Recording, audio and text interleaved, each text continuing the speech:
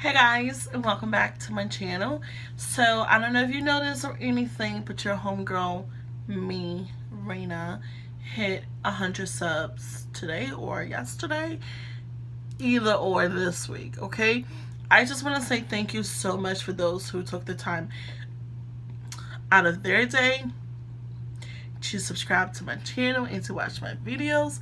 And for those who've been like sticking with me for the long run, thank you. I appreciate your support, and you guys know like how much I really do appreciate your support. Um but yeah, so moving on, I wanted to do a video just answering really short questions. I want to start doing short videos answering questions that I can within like 10 minutes. So I have 3 questions that I've kind of been holding back. Not holding back because I don't want y'all to know, holding back because like homegirl been busy. And when I say busy, like I am in grad school. Like I have a full-time. I'm a full-time student and I work. And so just to clarify, no, I legit been busy. But yeah, so I wanted to answer some of your questions that have been asked to me just to get them out of the way and get your answers that you've been looking for. Before I move on to the questions, please make sure you subscribe to my channel and give this video a thumbs up because you're gonna like it regardless. You know what I'm saying? Moving on. First question is, how do I deal with haters? Now, a very short answer to this, I don't deal with haters. Haters are not on my radar. There's 2 different types of haters. Are they like the negative ones who are just negative Nancy in your life? Are they like the family members who just brings you down sometimes, where you're on the phone having conversation and there's always like an argument or turns something you shouldn't? You know what you do? You hang up that phone. And you know what you do? You don't answer their calls anymore until they get their shit together. And there's times where like it's okay to talk things over, like, listen, you really need to stop doing this. I'm not that person. Honestly, I'm not. If I'm friends with you and you do something shady, or I feel like you're shady towards me, it's really hard for me to sit and have a conversation and be like, I don't like this, because I just didn't expect it. You know what I'm saying? And that's why like I am someone who really gets anyone to tell me like I've been shady to them, because if I'm really am shady to you, whether we're friends or not, then just know that I fucking mean it. Because it's hard for you to, if you have to second guess shit, like, is we friends? Is this person being a bitch to me? Like, the answer is yes. If it's for me, yes. Yes, I am, okay? But when it comes to haters and negative people, I don't deal with them. And the reason I don't is because of what I just said. If I'm being like a shady person or petty person to you, I mean every single thing of it. So I expect and assume if someone is being negative to me, whether we're friends or families, then you mean every single thing of it. Because I don't do something that I don't mean unless you're reading the situation the wrong way. And if that's the case, then we can talk shit over. But if it's actual haters, people you don't fuck with, who are just hating on you, don't give them no recognition. Like, you don't need to recognize them. They're a non-motherfucking factor in your life, and that's just what it is. You know who you are. You know what God says about you. Like, why you need to like worry about what someone else say? Are they paying your bills? You ain't fucking them. They're not God. They're not your pastor. Like, they're not anyone important in your life. They're not your professor. They don't grade you.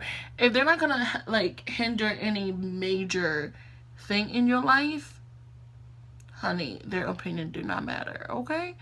Moving on to my second question is, have I ever dealt with a heartbreak, like a breakup, and how do I go about it if I have?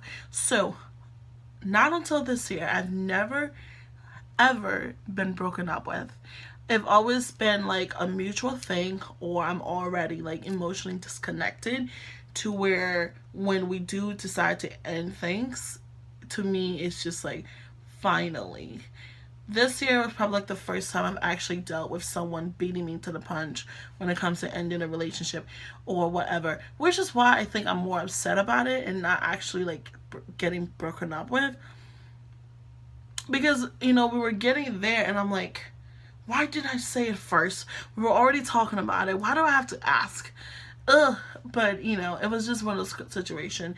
But now, like, I would tell someone who either just, like, if a friend of mine just went through a breakup, I would allow them to deal and embrace, not embrace in like a happy way, but just deal with all the emotions. Deal with it. Don't leave anything undealt with, because you don't want to take anything on to your next relationship. You don't want to take anything on to your next day. Deal with it. Deal with everything, the good and the bad. If it helps you to like decode why you broke up, then do that, but do it in a healthy way. And you know, make sure you talk to your friends, because it is hard for us friends to know sometimes boundaries when it comes to, you know, even if it's like death or whatever. It's hard for us to know boundaries as to like what to do, because we know what we want someone to do, but it may not be the same. So like, think about those around you also. Like, okay, I need to make sure I tell them I need my space, I need my time, and then I can come back into the midst and have conversations. But when it comes to breakup or any heartbreak, just deal with every single thing and deal with it on your own pace. Do not rush it. But honey, everybody else gonna be living their life at the end of the day. As hard as it is, you can take your time, but if it gets to the point where you're like dragging it on, that person who broke your heart or whoever is moving on with their life, and what are you doing? So, you know, take your time. But if you're my friend, you got a certain amount of time to take. The very last question is, how am I so confident, or how did I become so confident? This is a question that I actually will have to turn into a different video and talk about, because it is not something that's as simple. It's not simple. Like, I was bullied for like the stupidest thing ever, and it's just so fucking crazy. Like, looking back now, like,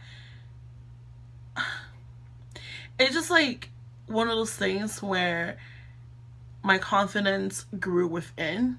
Like, I already was a confident person, so when shit went down, like, it affected me a certain way, but it affected me differently than it will like someone who didn't already thought they were the shit.